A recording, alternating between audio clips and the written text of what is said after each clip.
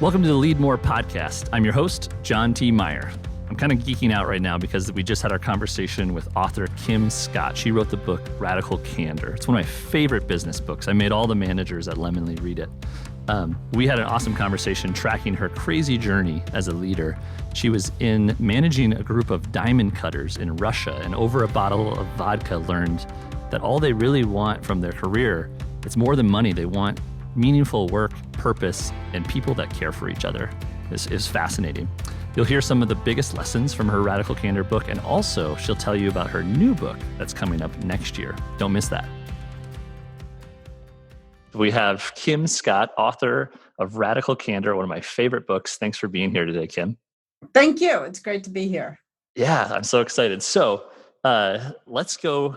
I want to go back a little bit into your origin because, as you mentioned in the book, you had a lot of what shaped your leadership experience is working at two of the greatest companies really to ever exist in Google and Apple. But when I went to your bio, you actually have a pretty interesting resume even before that. I've done a lot of FCC, different things. something in Kosovo you did. Yeah, so tell me a little bit about your path.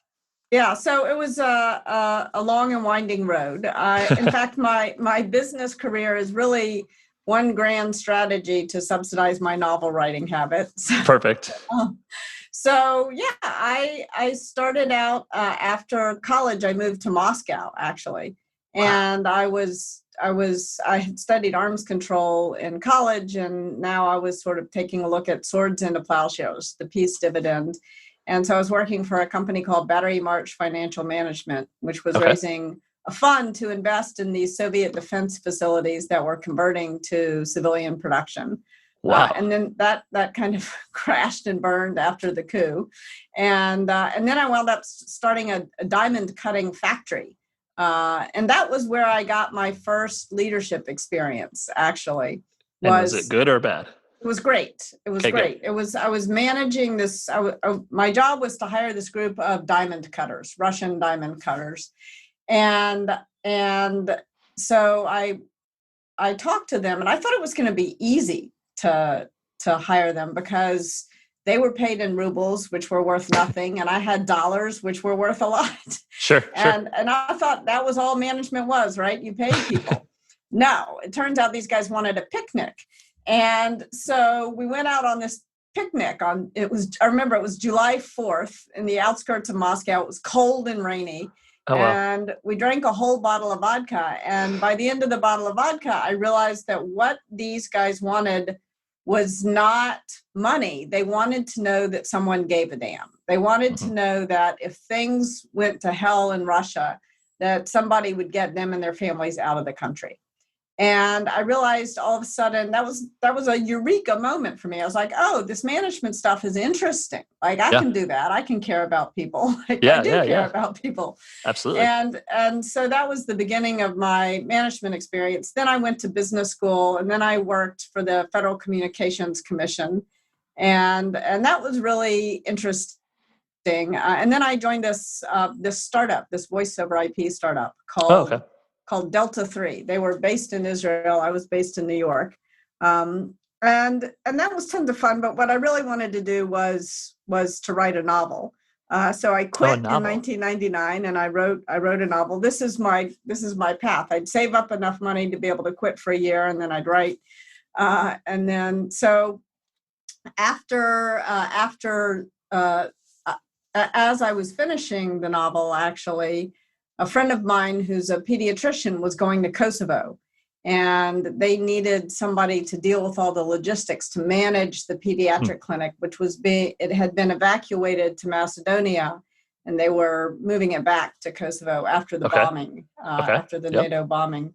So that was how I wound up in Kosovo. Some other interesting management experiences there, sort of life, rough I'm ones. sure. Yeah, rough ones there. And then I ran out of money, so I joined another startup called Capital Thinking. And that while I was there, I had an idea for another startup called Juice. And you read a lot about Juice in Radical Candor. I think that was another failed startup that I did. But I probably learned some of my most important management lessons at Juice, because I sort of had this idea that if I were in charge, if I were the boss, everything would be Everything will sweetness and work out. light. Yeah, Sure. everything. And of course it didn't. It turns out that human nature was still And the how many same. people did you manage at that time in that company? That company at its height was about 65 people. So Okay. not huge. And then we launched our product to Wall Street on September 10th, 2001. So it was rough. We managed to limp along for another couple of years, but eventually sold that company, sell being a very generous term for what actually happened. And then was that what took you to Google then? Yeah, well, we didn't sell it to Google. We sold it to a company called ProClarity, which then sold to Microsoft. Interestingly, so the IP went to Microsoft and the team went to Google. How funny. In that case, yeah. So I went to Google and brought a bunch of the team with me. And Google worked out a lot better. In a lot of ways, Google was like the resurrection of the dream that I had when I started Juice. They seemed to be succeeding where I had failed to build this company. Where not that Google was perfect, but it was pretty darn good in those early days. What did that teach you as a leader to see that maybe your vision actually come to life, but maybe not quite the way you had anticipated? Yeah, I mean, it was humbling. I think I learned so much at Google from Shona Brown, who was the head of business operations there, and the Google in many ways was really designed for collaboration. It was not, most companies are sort of a dominance hierarchy, and Google was not. Google was very explicitly anti-dominance, but there was a hierarchy still. It was not consensus decision making, but instead of people being given power to dominate, people were held accountable for getting a job done. Sure. It was a very different approach to management than I had seen before. Well, that makes me think of the book because you say something about how, ideally we don't want that dominant, task order, military style boss. But you did say, even that is better than the one that is not honest and not doesn't truly communicate, right? It's sort of the one who just says everything's okay and everything's fine. Yeah, exactly. I mean, I think that the thing that I learned at Google is, we right now in this moment in history, we're talking a lot about systemic injustice and the importance of systems. And you've got to design a system well. You've got to design for collaboration if you want collaboration. You're not going to get it because you have, quote unquote, a good leader. Good leaders are really important. Or an open office or anything like that. Yeah, exactly. Or a foosball table or free lunch. So tell me, one of the things I always have wondered with something like your book, you mentioned this story about the diamond cutters in Russia. I'm assuming a book like this doesn't just manifest itself in the shower one day. Like the idea for Radical Candor is your idea, it's your IP. But tell me about how long did it take to really put that into a nugget, into a concept? I'm sure all the experiences, as you talk about in the book, shaped it. Yeah. I think that book was gestating without me even knowing it or realizing it for over a decade. And I think in particular, we were talking before we started recording about the 2x2. That is kind of the core of the book. And I think the seed of that idea was planted back when I was leading Juice. And I came into work one day and I got the same article emailed to me from about 10 people.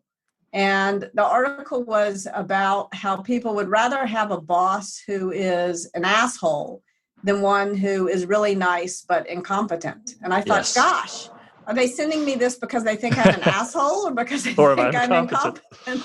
And surely those are not my two choices, Sure. But I think we do have this sort of false dichotomy in our mind that as a leader, you're either really nice but kind of not very good, or you're a jerk, but effective. And that is a false dichotomy. Sure. And so I didn't know what the resolution to that dichotomy was, but I thought I tend to think in 2x2s. It was like one of my favorite things that I learned at business school was a way to break through this false dichotomy is with this sort of analytical tool. And when I was at Google, there was a leadership offsite. and it was great. It was about sort of managing your energy, and with Tony Schwartz. And he had a really good 2x2 sort of about high energy but you want sort of high energy but without stress. You want a positive. And that was close to what I was looking for, but it wasn't quite it wasn't the 2x2 of my dreams. And then I started, then I went to work at Apple and designed this class, Managing at Apple. And there I had a different 2x2. It was sort of smiley face to frowny face, unclear to clear. Okay. And that was close. That 2x2, but it didn't quite work. It didn't work. And one reason it didn't work is that the upper right-hand quadrant, it didn't follow the right patterns. And also it led some people to believe that you needed to try to make people unhappy. And that obviously I don't believe. And so it was there when I was at, I spent some time at Dropbox, and there was a woman there who worked for me, Olga, and Olga kept pushing on this 2x2. She was like, it's not quite logically consistent. And she pushed me and she pushed me and she pushed me. And eventually I came up with the 2x2 that is in the book. Yeah. So I think that's kind of the evolution. That was the evolution of my thinking about the framework. The decision to write the book was really because I was coaching a number of people. I was coaching Dick Costolo, who was the CEO of Twitter at the time. I was coaching Drew Houston at Dropbox. I was coaching Ryan Smith at Qualtrics, and I found I could only coach a few people at a time effectively. Otherwise, one person would need me, two people would need me at the same time, and I wasn't available, and that doesn't feel good. And so I didn't want to take on more clients, but people kept asking me if I could coach them. And I hate to say no. I always want to say yes. And also it kind of bothered me. I was only coaching men. I wanted to coach more women leaders. Great. And more people of color. And so I was trying to figure out how to scale my services. And I decided, so the book was your brain. A book scales. And that was really why I decided to write the book. And I thought, because I had designed Managing at Apple, and I had also helped Dick Costolo design Managing at Twitter, and I had taught management a lot. I had all my ideas. I was like, I can just sit down and pound this book out in 3 months. And 4 years later, I was finally done. It took a lot longer. You had already wrote the novel, which was your dream. Did you ever think when you wrote a novel that you'd write a nonfiction business book? I never thought I would write a management book, because most management books are deadly boring. And I don't read many management books, I hate to say. I mostly read novels. But one of the things that I realized is that I could the thing that I love about writing novels is it's really understanding what makes people tick, and thinking about, at least part of the reason why I read novels is it helps me think about how to live and why. Like, what are the things I can do that will make me enjoy my life more and make me more effective in the work I'm trying to do and in the relationships I'm trying to build. And so how can we be better humans? I mean, I guess that is really at the heart of management, and also at the heart of most novels. And how can we build more empathy for other people who are going through difficult situations? And I realized that the thing that interested me about management were all those things, and that I could pour some of the novel energy that I had into a book about management. And that might be a more fun book about management to read than most of them. Yeah, well, I would say there's two things that stick out to me with the book. Is one, it seems very personal to you. Like, there's a lot of stories, which I enjoy, because I think, as at Lemonly, we tell stories through visuals. You tell your personal management stories, which help a leader connect, but then also the 2x2 matrix. And so that's going to be my next question. So it came out in spring of 2017. We were saying before we recorded, I think I listened to it pretty quickly after, because I remember doing yard work. So if it was nice in South Dakota, it was probably spring. Yeah, it was probably our spring. Summers are too hot. Our winters are too cold. And I remember hearing, we care a lot about company culture, and I think I have a good empathetic leader. And so like caring deeply, check. But when it said challenging directly, I was like, ugh. Yeah. And I think this is where I'm curious, as you've done these workshops, and this is where I use my excuse as growing up in a Midwest kind of Norwegian Lutheran passive aggressive part of the country, right? Where we don't actually say what we mean. Have you found, like, when you think about your matrix, can you meet leaders and almost plot them right on the matrix, or do people move? Yeah, so I try hard not to plot people on the matrix. I really encourage people to use the framework as a compass to guide specific conversations with specific people to a better place. It's really tempting to start writing names in boxes. In fact, that's what I used to call there's an obnoxious aggression quadrant, and that's what happens when you challenge directly, but you don't show that you care personally.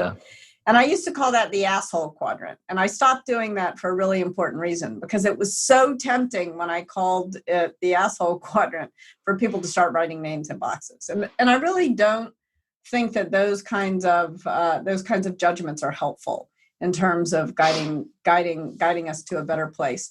It's also tempting to sort of put geographies into the quadrants. Like I was raised in Memphis, Tennessee, and believe me, I sometimes joke as a girl being brought up in the South, you're born and bred for manipulative insincerity. So, but I don't think that's quite fair to the South. Sure.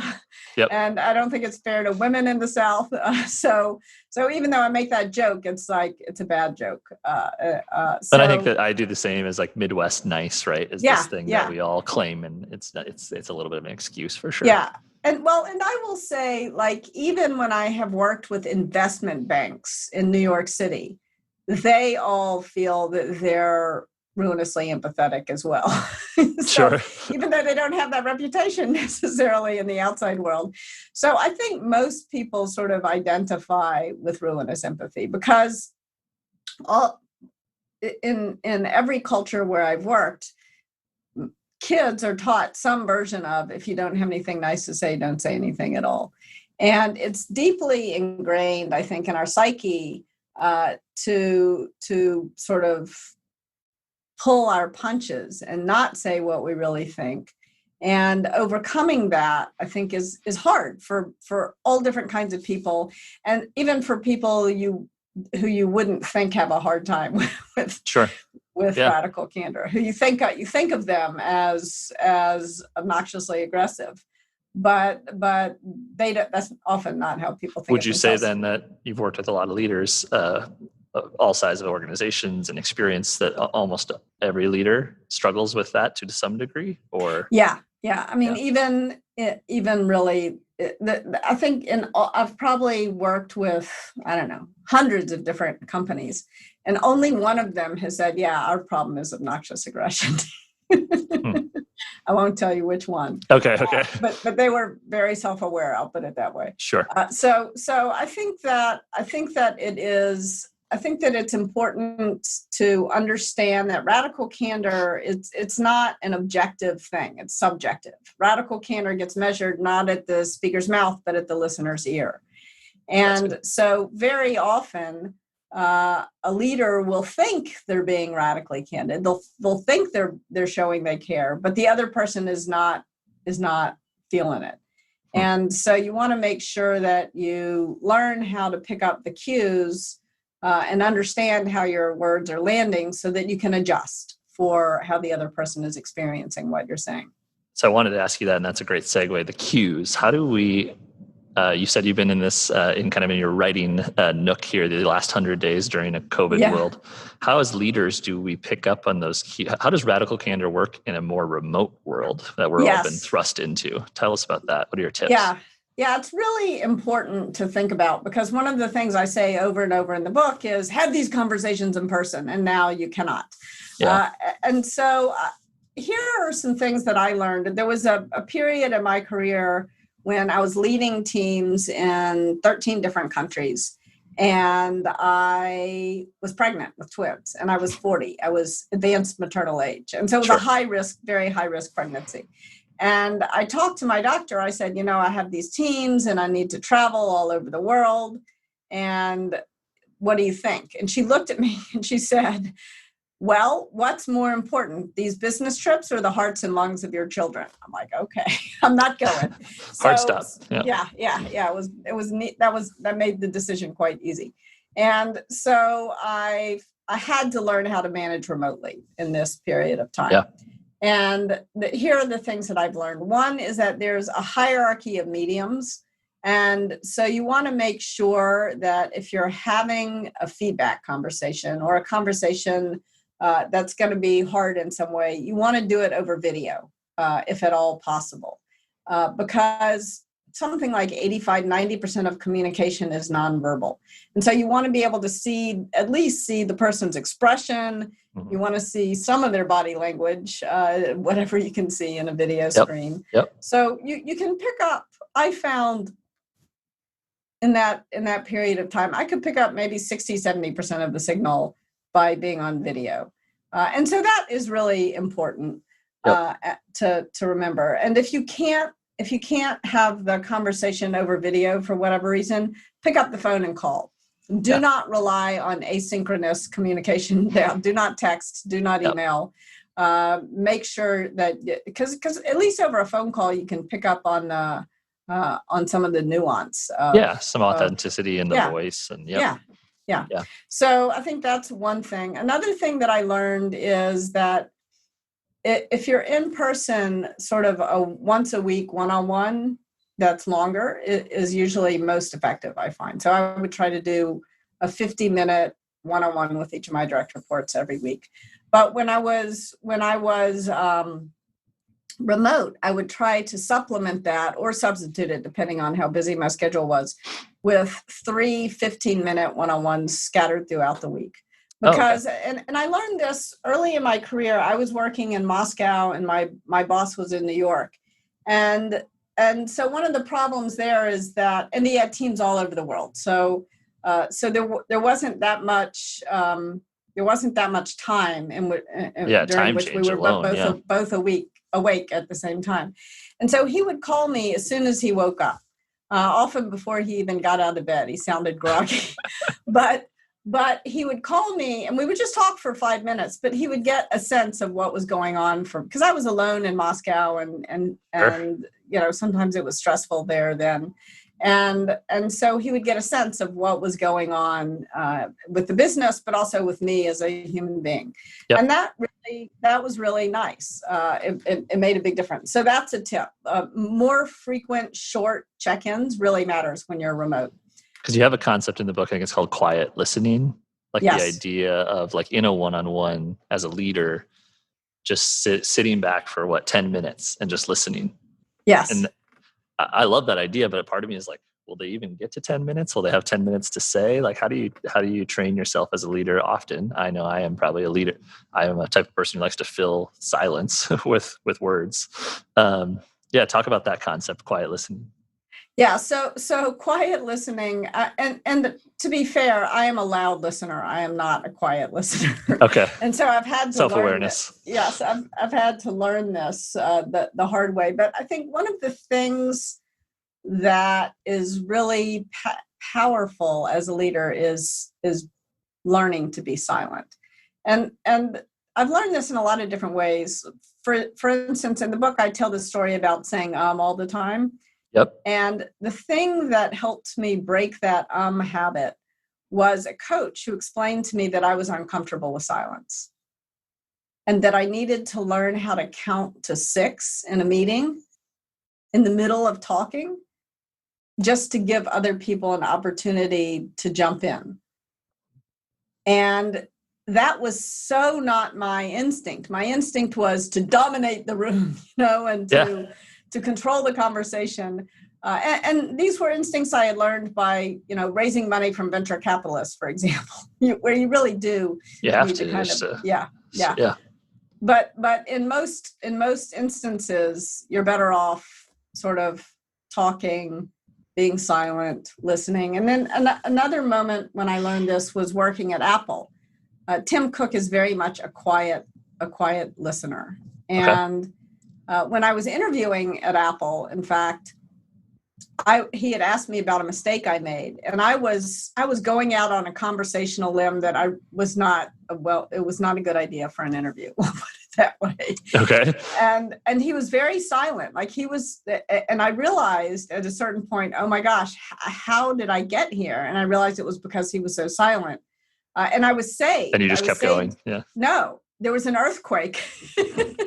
No way. I was literally saved by an earthquake, and Apple's built on these rockers, so it went up and down the room, the room really swayed. It's like swayed. Wow. Yeah. And Tim is an engineer, so he couldn't resist explaining to me how this building was built. And I was totally saved by the earthquake. And he's like, where were you? And you're like, never mind. Yeah, let's talk about something different. Wow. That's a story. Yeah. So, and it was like, but it really made me think about the power of just being quiet and letting somebody talk. Because I was giving him important information actually, in his. Do you have any, what are the questions when you coach leaders? What are good questions to ask in a one-on-one meeting? Do you have any just like even though that one from Tim, what's a mistake you've made? What are some of your favorite questions?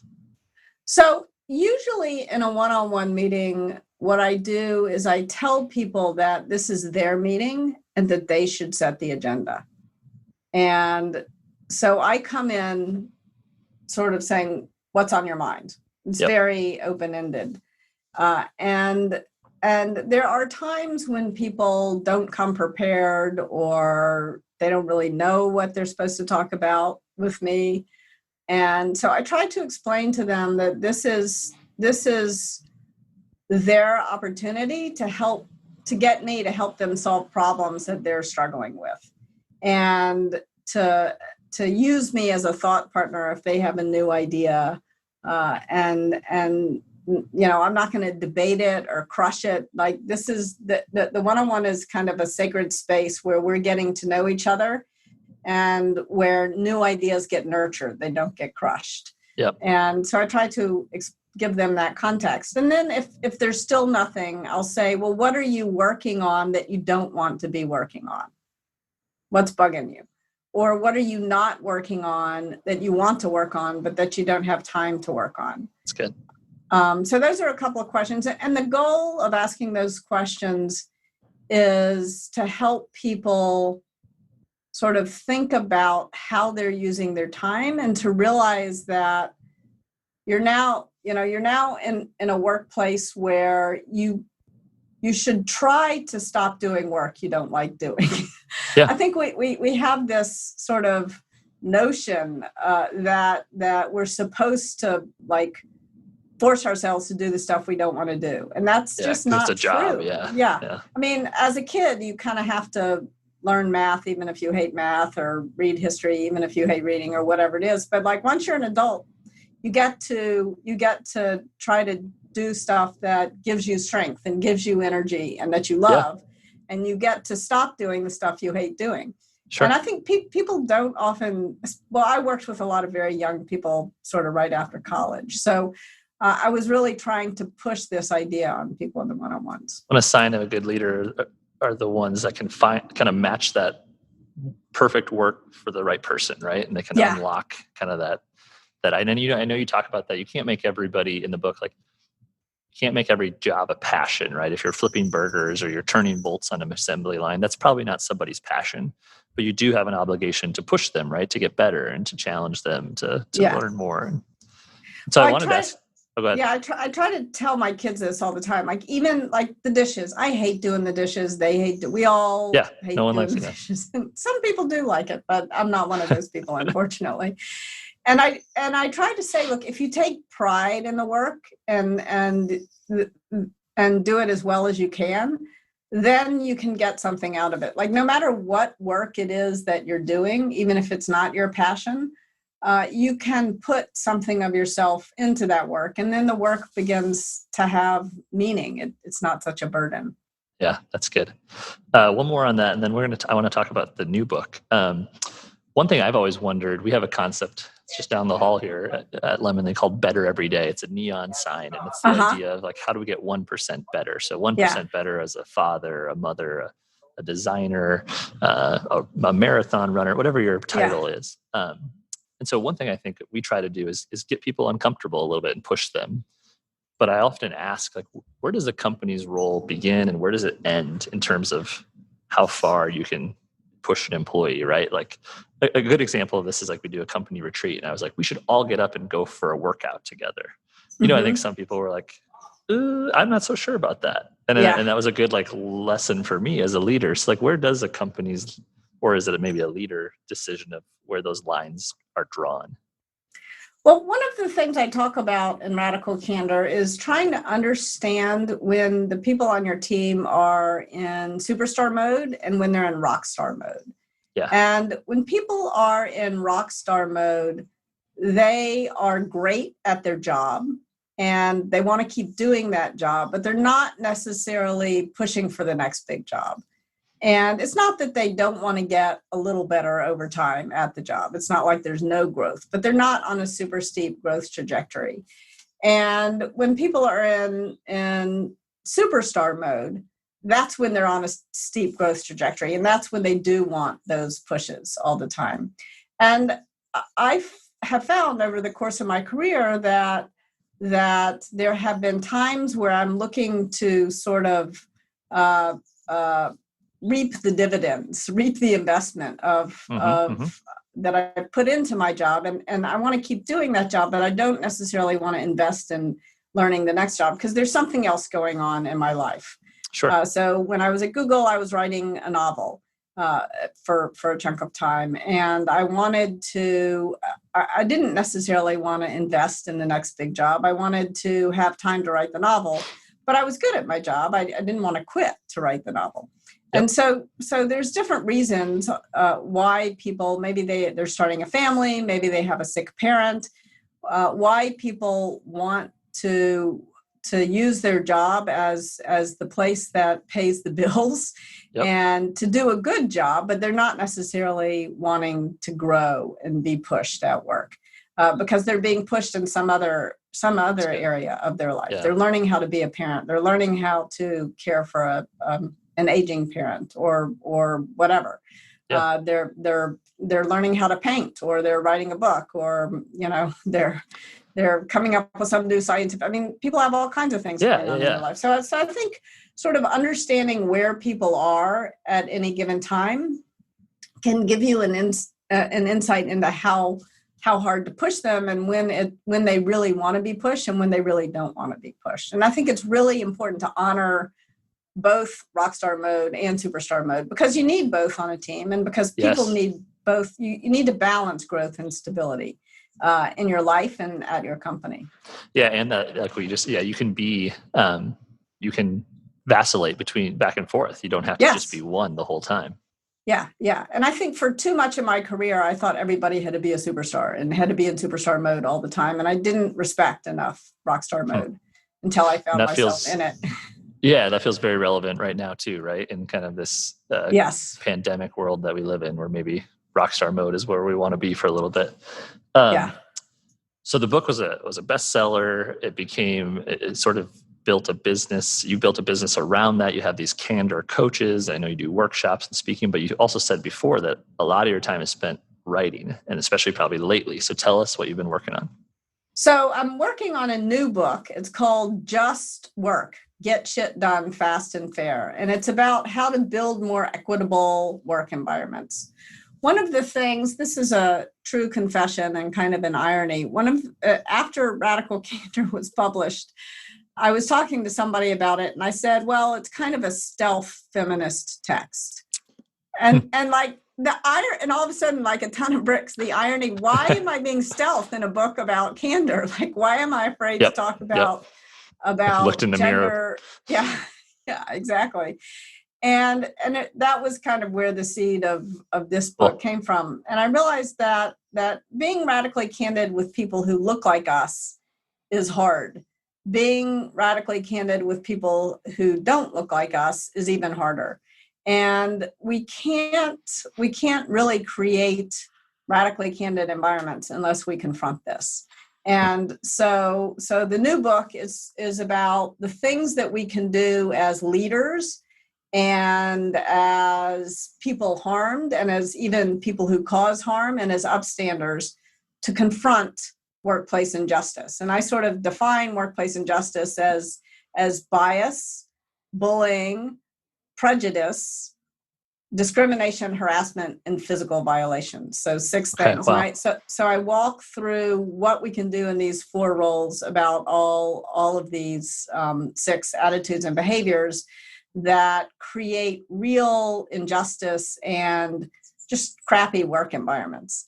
And yeah, so it's been really interesting. And then I talk about the dynamics between the attitudes and behaviors and how sometimes, bias can lead to violence in the blink of an eye, as we have seen recently. We've seen it for a long time, actually, and we're recognizing it more. Now it's on the stage. Yeah. I was going to say, you've probably been working on this for a while, but this sounds like a timely time to release this book in many ways. Yes, although I feel like I'm having to edit it every single day. Yeah, I won't hold you to that. What is this? Do you have? I'm sure you have a publisher who's doing that. When is this project going to launch? So March of next year.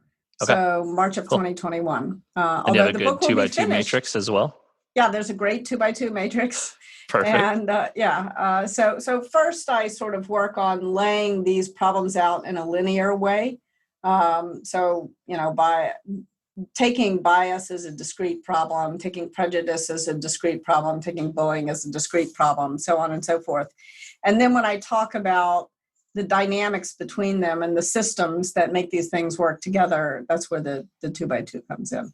Cool. Okay, so I'm going to do a quick little rapid fire, and then I'm going to finish up by asking you who are your leaders and mentors who have really shaped you. Great. So you're writing a book. And you wrote a novel too. So are you a big reader? What are you reading right now? I read novels primarily. Okay. Occasionally I'll read books on psychology, but mostly I read novels. So some of my favorite novels are Middlemarch, To a Lighthouse. I love George Eliot. Okay. I love Virginia Woolf, and also Robertson Davies, who's a Canadian writer. I love Robertson Davies. I've probably read all his books 3 times. I studied Russian literature, so I'm a huge fan of. I'm more of a Tolstoy than a Dostoevsky person. Okay. But I love the big Russian. That takes dedication. Books. Yeah. Well, I love to read, so it's it's a pleasure. That might be the answer to the next question that I've been asking people during this crazy year we're in. How do you keep yourself sane? How do you unplug? It has been really important to me to try to limit my news consumption. So I allow myself. I mean, I usually break this rule, but here's the rule. Not always the intent. Not always the reality. But I try to limit myself to 5 minutes a day on Twitter and 5 minutes a day on the New York Times, and that is it. And so, I don't always succeed because the doom scrolling is the Twitter one can that can blow up quickly. Yeah. But I really have made it, and I try to set it like at 5:00. I get 5 minutes of Twitter and 5 minutes of the Times. Okay, perfect. At 5:05. So. And I really do think at this moment in time, it's important to know what's going on for sure, but it's also important to think. It's interesting, actually. One of the pieces of advice a mentor gave to me early on is read books. Don't read so many articles, because a book, when someone writes a book, they think deeply on a topic, and they come up with something that is more lasting. And so I've been reading, I read, for this book, I've been reading a lot of different books on social justice. So How to Be an Anti-Racist has had a big impact on me, but also a lot of novels. There's a wonderful and very upsetting novel called An American Marriage about mass incarceration of Black people in the United States. So I've been trying to read those kinds of things instead of constant tweets and articles. At the same time, I want to keep informed. trying to spend more time with my kids than, inevitably I am, because we're all in the same house all day long. And that's good. The other thing we've done is we've tried to be pretty consistent about taking a walk as a family together. So getting outside, and the kids they complain about it. They don't love taking the walk, to be honest. But I always learn something, and we always have good conversations. That's great. Yeah. And how old are your children? I have twins who are 11. Okay. So that's another perfect segue. You're good at this. So I have a 4-year-old and a 1-year-old. So I've been asking in the rapid this is fire. Hard. You're in a hard situation. I feel grateful every day, actually, that my children are a little older. Sure. So I loved having young children, but it's hard to get stuff done with young children in the house. Yeah, it is. Yeah. I'm thankful that they entertain us a lot in many ways, and the COVID thing isn't so encompassing for them, since they don't quite have to think about it all. But as a parent, I love to ask, what's a piece of advice you would give to parents? What's a parenting tip? Yeah, so I think one of the things that I've tried to do, I'm going to give you a COVID parenting tip.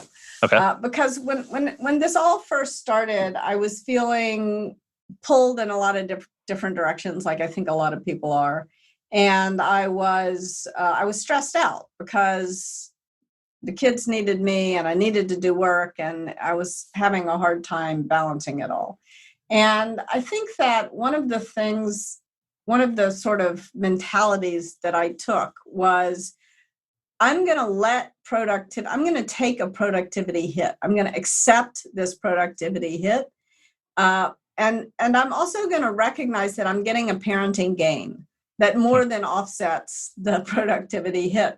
Yep. And I'm just going to feel grateful for the gain, and I'm going to accept the hit. And that has made it a lot easier. I mean, the main thing that has made it a lot easier is that my husband has picked up a lot of the slack. So hats off to Andy Scott. I'm very grateful. I saw someone say, 7 years from now, or let's say when your children go off to college or leave the home, we'll be reminiscing for the days of COVID when we got to be around them all the time. Yeah, absolutely. Okay, one more, and then we'll ask about leaders, mentors. So this is a question we ask at Lemonly in the hiring process: is what's your superpower? What's the one thing you do better than everyone else? I don't know that I do anything better than everyone else, but I think the thing that I do that helps me more than any other thing that I do in my life is I really don't care too much what other people think of me. And that is really liberating. I don't know how I got to that place, but I think my kids point. I guess everybody's kids probably think they don't care what others think, because parents are the most embarrassing people on the planet. But my daughter says this all the time. She's like, "Why don't you care? Why don't you care?" And I really I care about people a lot. And I care about their feelings, and I care about them, but I don't necessarily care that much what they think about me. And that's a really good thing to model for an 11-year-old, right? When they probably care so much about what everyone thinks, especially as they head to middle school.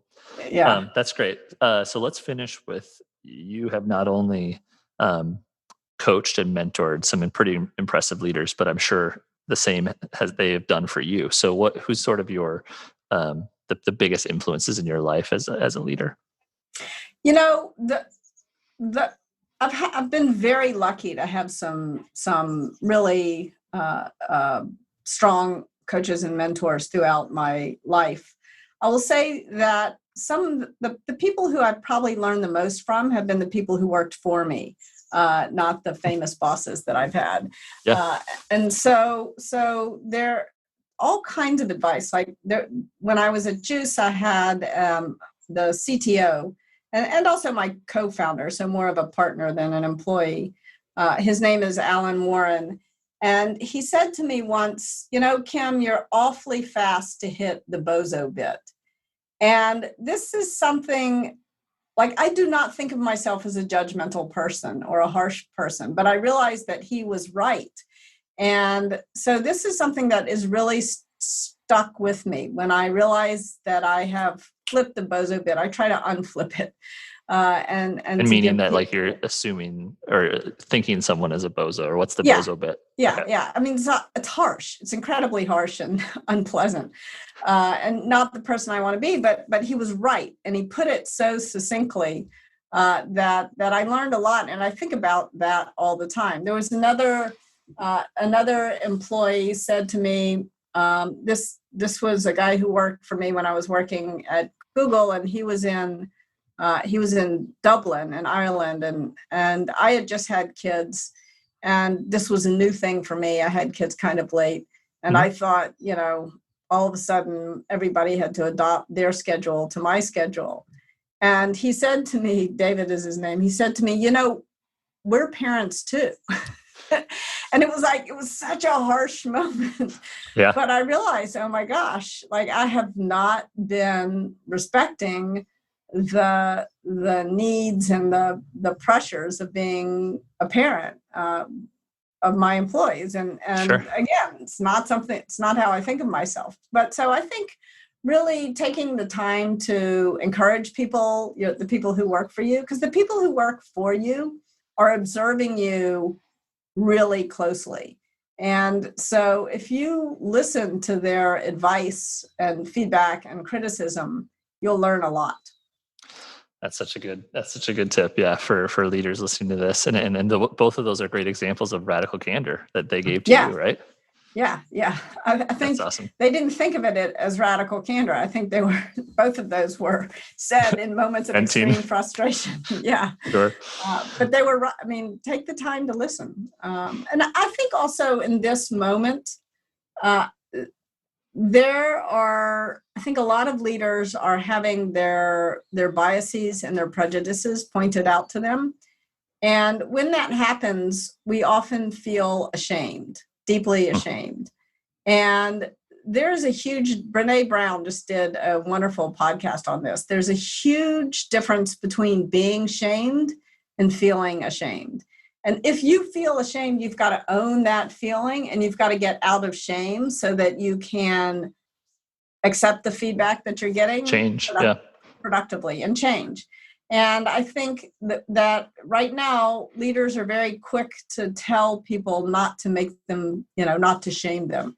And I think when you get feedback as a leader, it's your job to accept the feedback, even if it's not perfectly delivered. That's great. Well, let's end there, Kim. I think this was such a great conversation. For listeners, how can we keep in touch with you, know about the book? Tell us where can we follow you? RadicalCandor.com is definitely the right place to follow me. And you can also follow me at Twitter, at Kimball Scott on Twitter.